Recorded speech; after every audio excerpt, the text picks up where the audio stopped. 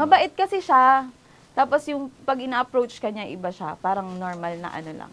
Yung tipong hindi pa bebeng lalaki or paano, yung tipong, alam mo yung mga papogi, pag hindi siya ganun.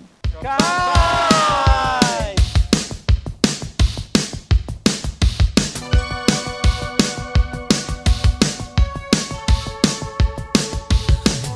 Nagde-date kami nung time na nanliligaw siya. Yun.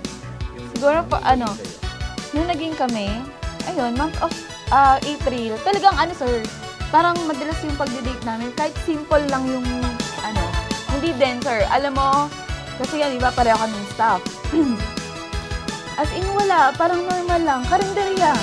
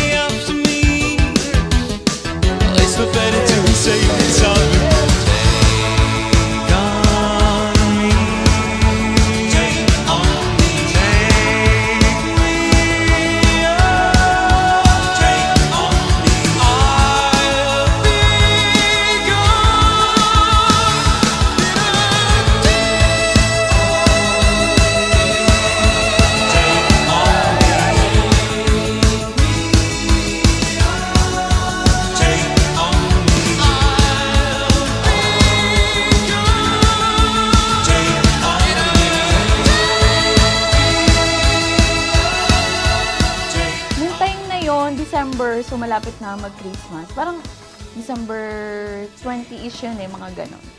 Ano, nagsimba kami. Sabi niya, ano, may pupuntahan lang kami. Tapos punta kami sa simbahan. Tapos yun, nagulat ako bilang lumuhod. Nagbigay na.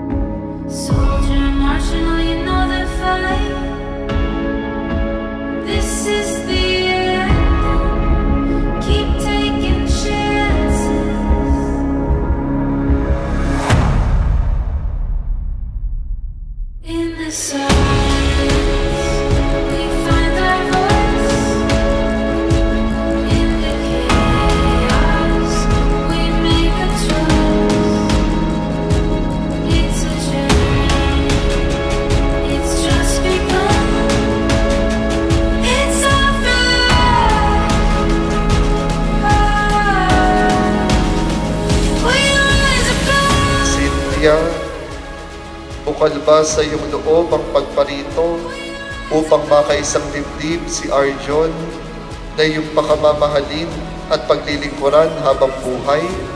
Opo, Padre. Arjon, bukal ba sa iyong loob ang pagparito upang makaisang dibdib si Cynthia na iyong pakamamahalin at paglilingkuran habang buhay? Opo, Padre. Wow! Thank you! Thank you for being so amazing in every way, for loving me so completely. Loving you forever is the best promise I ever made to God. Mahal na mahal kita habang buhay. Thank you.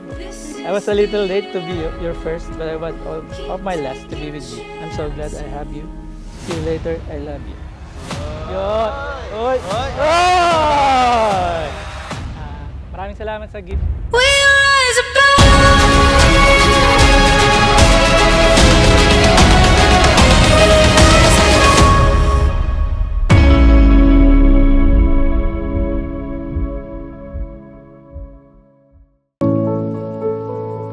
Hello, Da.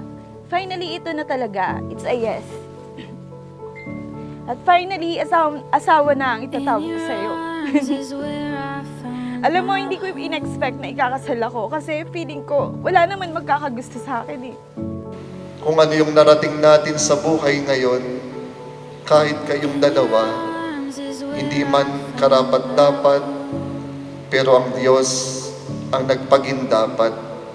B, naalala ko pa noong nagkakilala tayo sa work, sobrang bilis ng panahon at sobrang saya ko din sa 12 years na tayo magkasama. May mga pagsubok na dumarating, pero naayos at nalalagpasan dahil nariyan si God para sa atin.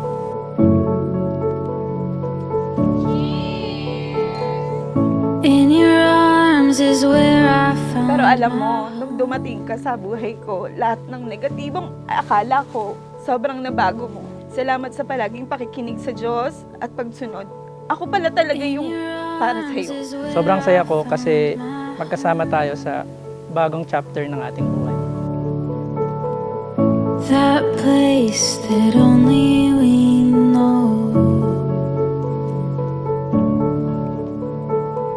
Just say the word and wherever I will go.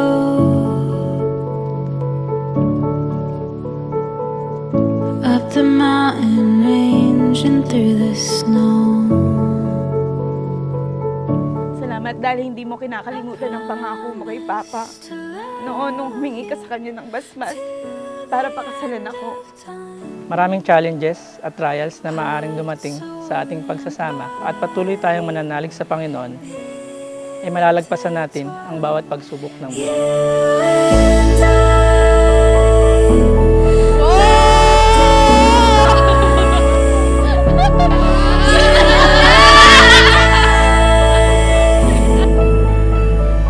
At pinapangako ko na habang buhay kitang kasama sa hirap at ginawa, mamahalin kita na walang hanggan. Narito lang ako parati para sa iyo at magkasama nating tutuparin ang ating mga pangarap at bubuing pamilya na may takot sa Diyos. Para sa aking soulmate, partner for life, and now my wife, I will love you forever. Sabay natin nga abutin lahat ng pinapangarap natin. Nasasabay tayo palaging haharap sa Diyos upang humingi ng basbas at pagpapala para sa maginhawa at masaya nating pagsasama. Handa na ako maging Mrs. Marnilo. See you later. I love you.